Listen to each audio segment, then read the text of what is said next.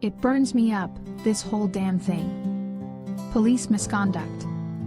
No, it's not just misconduct. It's abuse of power. It's violence enacted under the guise of keeping the peace. And it's rotting the whole system from the inside out. You see it on the news, snippets of body cam footage, grainy surveillance, the aftermath, but that's just the tip of the iceberg. They get away with so much more.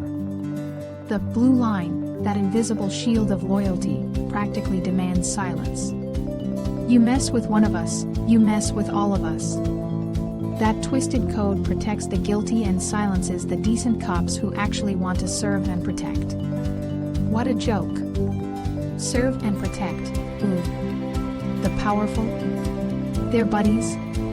Because it sure doesn't feel like they're protecting me, especially when I see innocent people brutalized, their rights trampled on, all because some officer had a bad day, or a prejudiced attitude, or just plain enjoys the feeling of control.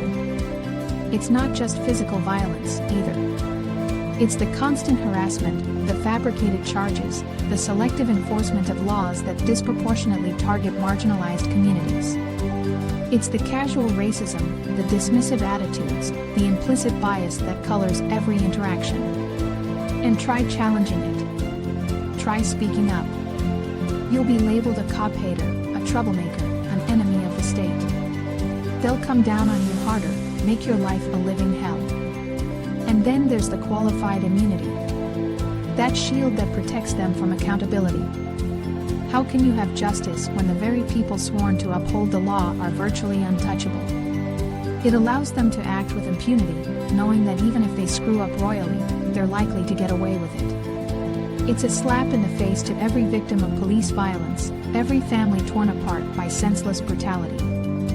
I know, some will say, not all cops are bad. And yeah, maybe that's true. Maybe there are good cops out there. But the system protects the bad ones. The blue line allows them to thrive. Until that changes, until there's real accountability and transparency, how can we ever trust them? How can we ever feel safe? It's a festering wound, and until it's properly addressed, it will continue to poison our communities and erode our faith in justice. And it's infuriating. Absolutely infuriating. Something has to change. Now.